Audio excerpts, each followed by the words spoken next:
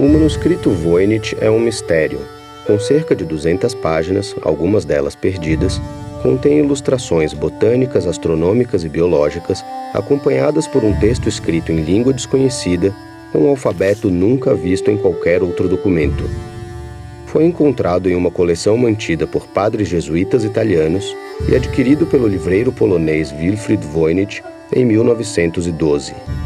Junto ao manuscrito, uma carta datada de 1666, assinada por Johannes Marcus Marci, um acadêmico da Universidade de Praga, na atual República Tcheca, pedia a um jesuíta em Roma que tentasse decifrá-lo. A correspondência sugere que o manuscrito pertenceu a Rodolfo II, imperador do Sacro Império Romano-Germânico, conhecido por seu fascínio pelo ocultismo, e que o autor do livro talvez fosse o filósofo e frade franciscano inglês Roger Bacon, que viveu de 1214 a 1294. Uma análise físico-química dos papéis e das tintas feita em 2010, contudo, concluiu que o manuscrito deve ter sido produzido entre 1404 e 1438. Há duas linhas de pesquisa hoje, uma para tentar decifrá-lo, para entender do que ele trata, mas até mais importante é saber se ele é um manuscrito verdadeiro, se não é apenas uma brincadeira, uma piada. Um artigo publicado na revista norte-americana PLOS ONE, em agosto de 2013, pelo físico Diego Amâncio, da USP de São Carlos, reforça a chance de o manuscrito ser verdadeiro. O interesse original não foi no manuscrito Voynich. No meu projeto de doutorado, eu utilizava técnicas de análise de textos que não se baseiam no conteúdo das palavras. Eu analiso os textos sem saber quais são as palavras, mas sim eu estou interessado na organização do texto. Então, quando eu fiquei sabendo sobre o manuscrito Voynich, eu vi que seria uma aplicação perfeita, porque pela nossa análise feita pelo computador, o computador não sabe quais, seja um português, seja inglês, seja alemão, qualquer língua, ele não sabe quais são as palavras, mas ele analisa apenas a organização das palavras. Então, a nossa técnica seria ideal nesse caso. A análise feita por Diego se baseia em 3 caracterizações. A medida de frequência identifica quantas vezes determinada palavra aparece em um texto. Textos em línguas naturais possuem uma distribuição de frequências reconhecível. A medida de intermitência mostra quais palavras se concentram em poucos trechos e quais têm distribuição uniforme, o que permite identificar termos-chave.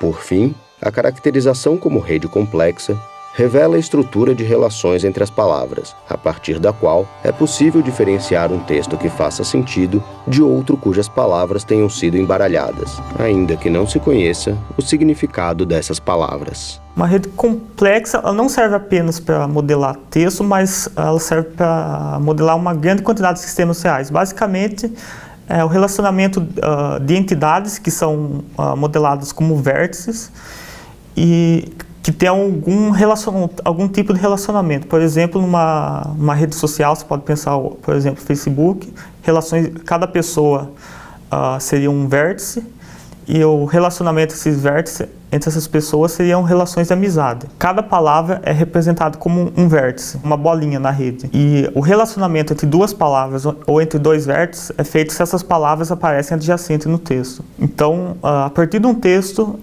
eu monto uma estrutura no computador. O computador não sabe qual é o conteúdo desses vértices. Então, a análise que a gente faz é uma análise da topologia dessas redes complexas. As formas de conectividade, por exemplo, se elas têm muitas conexões, se a distância de uma palavra a outra é grande ou pequena, se a conectividade entre os vizinhos é alta ou pequena, e assim por diante. E nós fizemos isso a partir de textos de diversas línguas.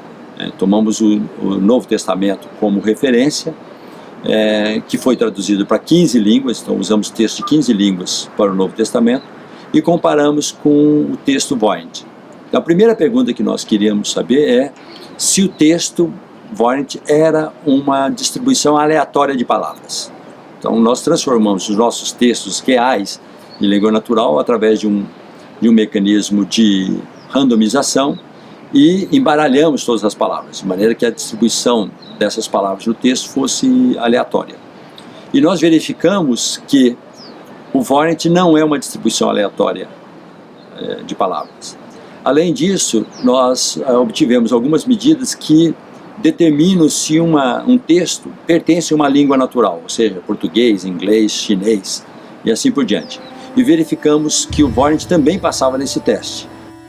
O que é mais relevante na pesquisa que nós fizemos, da qual o uso do Voynich é apenas uma aplicação, é verificar quais são as propriedades de redes e propriedades de séries temporais que podem caracterizar textos.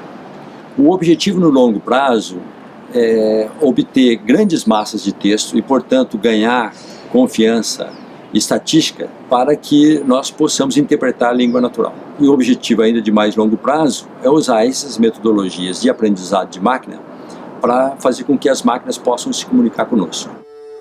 A análise de dados em redes complexas permite saber mais sobre o manuscrito Voynich. O que ele diz, no entanto, permanece um enigma para criptógrafos e curiosos.